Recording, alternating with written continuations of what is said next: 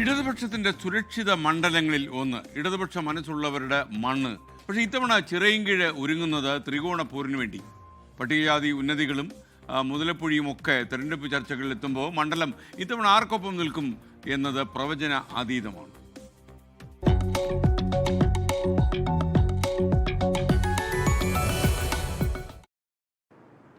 ക്ഷേമരാഷ്ട്ര സങ്കല്പങ്ങളിൽ നിന്നും വികസന മാതൃകകളിൽ നിന്നും എപ്പോഴും പുറത്തായി പോകുന്ന രണ്ട് വിഭാഗങ്ങളാണ് പട്ടികജാതിക്കാരും മത്സ്യബന്ധന തൊഴിലാളികളും.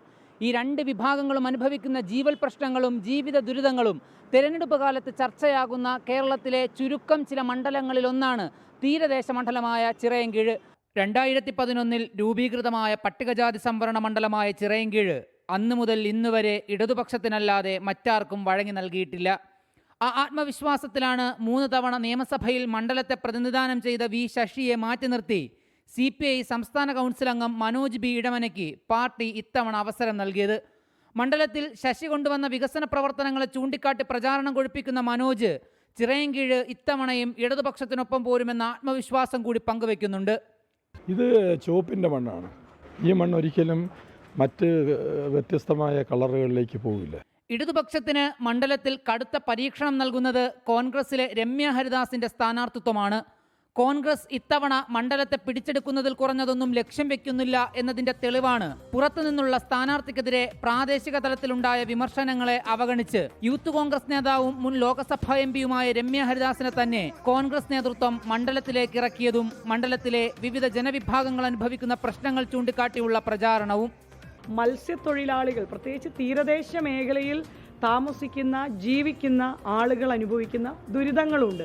ഇതിനകത്തൊന്നും ഒരു പരിഹാരങ്ങളും കാണുന്നതിനോ അല്ലെങ്കിൽ അവർ പറഞ്ഞിരിക്കുന്ന അവരുടെ ആവശ്യങ്ങൾ നിറവേറ്റുവാൻ കഴിഞ്ഞിട്ടില്ല എന്നുള്ള ഒരു ജനങ്ങളുടെ ഉള്ളിൻ്റെ UDF വന്നാൽ അതെല്ലാം മാറ്റിയെടുക്കാൻ സാധിക്കും. കഴിഞ്ഞ നിയമസഭാ തെരഞ്ഞെടുപ്പിൽ GS ആശാനാഥിലൂടെ 30,000-ൽ പരം വോട്ട് നേടി മണ്ഡലത്തിൽ ശക്തമായ അടിത്തറ പാകിയ BJP പക്ഷേ ഇത്തവണ സ്ഥാനാർത്ഥിത്വം നൽകിയത് സ്ഥാനാർത്ഥി നിർണയത്തെ ചൊല്ലി കോൺഗ്രസിനുള്ളിൽ കലാപക്കൊടി ഉയർത്തി പുറത്തുവന്ന യൂത്ത് കോൺഗ്രസിന്റെ മുൻ സംസ്ഥാന സെക്രട്ടറിയും കഴിഞ്ഞ തിരഞ്ഞെടുപ്പിൽ ചിറയൻകീഴത്തെ UDF സ്ഥാനാർത്ഥിയുമായിരുന്ന BS അനൂപിനാണ്. പട്ടികജാതി മണ്ഡലങ്ങളോട് കോൺഗ്രസിനും മത്സ്യബന്ധന തൊഴിലാളികളോട് സർക്കാരിനും അവഗണനയാണെന്നാരോപിച്ചാണ് അനൂപിലൂടെ BJP മണ്ഡലത്തിൽ പ്രചാരണം ഘടിപ്പിക്കുന്നത്. എല്ലാ വിഭാഗം ജനങ്ങളെയും ചേർത്ത് പിടിച്ചോട്ടെ. നിങ്ങൾക്കറിയാലോ മുതലപ്പൊഴിയുടെ വിഷയം നമ്മൾ എത്രയോ തവണ ചർച്ച ചെയ്തിട്ടുണ്ട്, റിപ്പോർട്ട് ചെയ്തിട്ടുണ്ട്. ആ മുതലപ്പൊഴിയെ ഇനിയൊരു ഒരാൾ പോലും അവിടെ പിടഞ്ഞു വീണ് ഭരിക്കാത്ത തരത്തിലേക്ക് അതിനെ മാറ്റിയെടുക്കാം. കാലങ്ങളായി മണ്ഡലം കുത്തകയായി ലഭിച്ചതിന്റെ പിൻബലത്തിലിറങ്ങുന്ന ഇടതുപക്ഷത്തിനു പക്ഷേ ഇത്തവണ നേരിടേണ്ടി വരിക കടുത്ത പരീക്ഷണമാകുമെന്നുറപ്പാണ്. ക്യാമറാമാൻ അഭിജിത്തിനൊപ്പം അജ്മൽ ദിറാർ, 24 തിരുവനന്തപുരം.